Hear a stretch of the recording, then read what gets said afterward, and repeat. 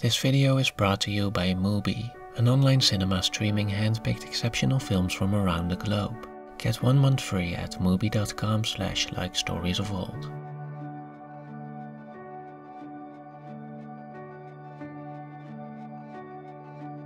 I'm Dr. Feldheim. And who are you? Nobody. Nemo, nobody. The year is 2092.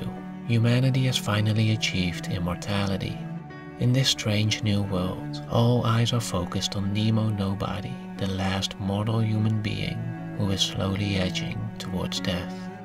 Do you remember what the world was like before quasi-immortality? What was it like when humans were mortal?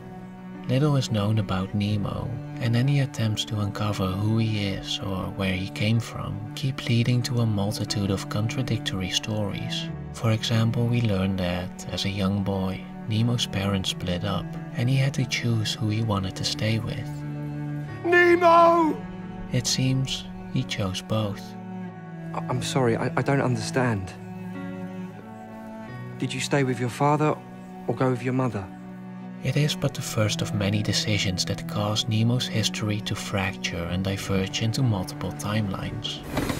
He gives a love letter, he doesn't give a love letter, he becomes a photographer and a TV personality. He marries Elise, Jean and Anna. He drowns in his car, is killed by a meteorite and executed by mobsters. The result is a rather confusing collection of alternative realities that are even further complicated by being framed through the complex physics of time and space. And yet I believe that, at the center of it all this complexity serves one single purpose, one fundamental question. How do we make meaningful choices?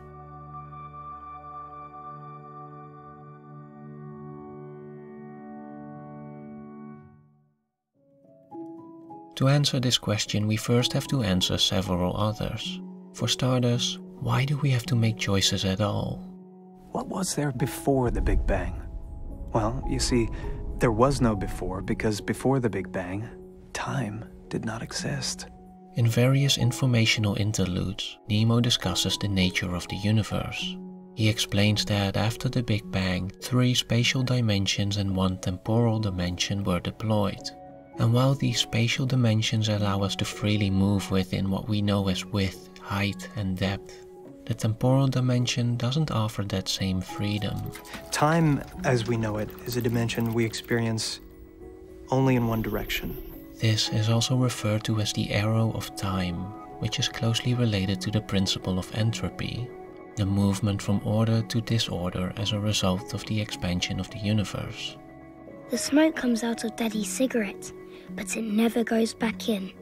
We can immediately see how this one-directional movement places a burden on our decision-making. We cannot go back. That's why it's hard to choose.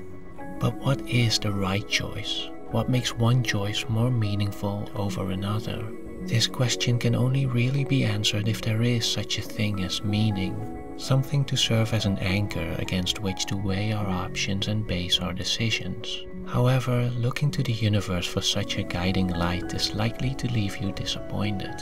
Have you heard of the butterfly effect? The butterfly effect is a part of chaos theory, suggesting that a small change in one state can result in larger differences in a later state. And as we see in many of Nemo's timelines, this causal reaction often undermines our own agency. Although of course we generally experience this phenomenon as random chance, bringing us either good fortune or bad luck. You wanna know why I lost Anna? Because 2 months earlier, an unemployed Brazilian boiled an egg. In the opening scene we are also presented with an experiment in which a pigeon is given a treat every 20 seconds. The researchers discovered that if the pigeon happened to be flapping its wings when given the treat, it would continue to do so, convinced its actions are what caused it. This phenomenon, which is referred to as pigeon superstition, further emphasizes the dissonance between how we perceive causality and how the universe actually works. In other words, We may believe our choices and actions affect the world in a certain way, but in reality we know very little about what forces move our lives into certain directions. It is why, whenever something unexpected happens, be it good or bad, we are left wondering, what did I do to deserve this? Well, it's important for you to understand that in life things don't always turn out as we plan them. Life isn't always what we think it will be. So what does all this imply for our ability to make meaningful choices? How can we make informed decisions if we cannot even oversee all the variables? It is perhaps why we long for immortality, for infinite time to figure out the right path and infinite chances to correct ourselves if we take a wrong turn. But I think this is why we have to consider Nemo's gift, for Nemo is not like everyone else. Remember the day you came here. Remember.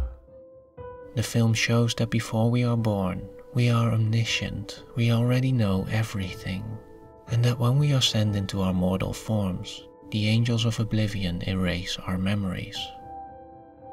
Nemo, however, was passed over by the angels and came into being with the memories of all of his timelines and all of the possible outcomes to his decisions.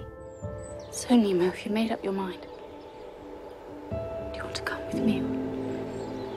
Or do you want to stay with your father? And so, when faced with an impossible choice, Nemo, unlike us, is able to consider every possible path. But as it turns out, this doesn't make his decision any easier. Before, he was unable to make a choice. Now that he knows what will happen, he is unable to make a choice.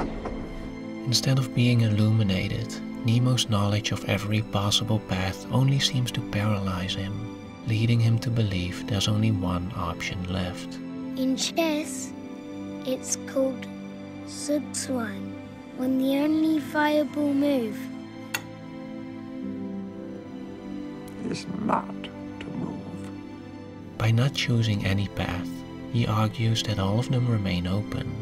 As long as you don't choose, everything remains possible. But this isn't exactly true, because in a universe confined by one temporal dimension that demands decision-making, we cannot not choose. We cannot remove ourselves from the arrow of time, at least not without deconstructing the fabric of time and space itself, which is why I believe the timeline where Nemo doesn't make a move is the one that results in a sort of paradox where Nemo defies the rules of his own existence and truly becomes nobody. I'm Mr. Nobody, the man who doesn't exist. The point is that when faced with a difficult choice, knowing everything that will happen is just as paralyzing as not knowing what will happen. It is here that philosopher Ruth Chang exposes a fundamental flaw in how we approach decision-making. Basically, she explains that we tend to make choices by weighing alternatives against each other and judging whether one option is better than, equal to, or worse than another. And while this may be a reasonable approach for easier decisions, when it comes to the hard choices in our lives, where do we live, who do we marry, what career do we pursue, this approach often falls short. We need to introduce a new fourth relation beyond being better, worse, or equal that describes what's going on in hard choices. I like to say that the alternatives are on a par. When alternatives are on a par, it may matter very much which you choose.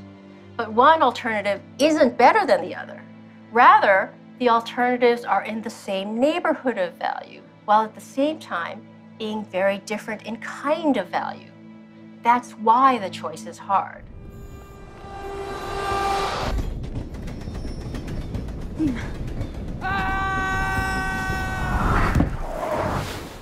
What distinguishes these kind of choices is that they do not become easier even if the outcomes are clearer. Nemo's omniscience showed him every possible path, but this couldn't tell him if the love for his mother was more valuable than the love for his father. It couldn't tell him if the heartbreak from Anna leaving was worse than that of Elise's depression. In short, it couldn't tell him which path was the right path. And here lies the crux of the problem. We are searching for meaning outside of ourselves, for external reasons to support these difficult decisions. You don't know me, Nemo. You've always been elsewhere. This approach is not only bound to leave us empty-handed when we cannot make a choice, it can also leave us unfulfilled when we do make one. I'm gonna marry the first girl who dances with me tonight. In one timeline, Nemo gets rejected by Elise, and he approaches Jean for no other reason than to make Elise jealous. Later, he, mostly out of frustration, vows never to leave anything to chance again. Determined to become rich and successful, he achieves every goal he set for himself, but ends up so bored and unhappy that, in an ultimate act of submission to external forces, he makes the remainder of his decisions based on a coin flip. It is therefore that Ruth Chang argues that when engaging difficult choices, we shouldn't look outward. We should look inward. We should exercise our normative power, the power to create reasons for ourselves. We can put our very selves behind an option. This response in hard choices is a rational response, but it's not dictated by reasons given to us. Rather, it's supported by reasons created by us. Note that this isn't necessarily about making hard choices easier. It's about recognizing that there is no right path. Every path is the right path. Everything could have been anything else, and it would have just as much meaning. And so instead of desperately searching the universe for guidance, for that one sign or reasonable argument telling us what we should do, it is we ourselves who have to make our choices meaningful. So the lesson of hard choices: reflect on what you can put your agency behind, on what you can be for, and through hard choices, become that person. This is no easy task. Even if we believe we are on the right path, there will be mistakes, there will be sorrow. This can't go on. Together we can do it. We all experience moments of regret, moments where we feel life has passed us by, where we long for that reset button to give us another chance to say what we really meant, to show courage when we were afraid, to be the person we really wanted to be. But if we truly act from the heart, if we base our decisions on our innermost voices, we will also experience something else. We will find that if we want to, if we choose to, it is possible to love, to be loved, and to experience moments of genuine happiness. Moments in which it becomes absolutely clear that, even if it is for a brief instance in an infinite universe, our lives can be profoundly meaningful. I'm not afraid of death. I'm afraid I haven't been alive enough. It should be written on every schoolroom blackboard. Life is a playground, or nothing.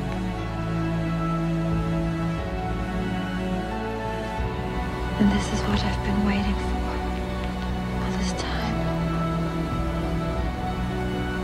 Renouncing all possible lives for one only. With you.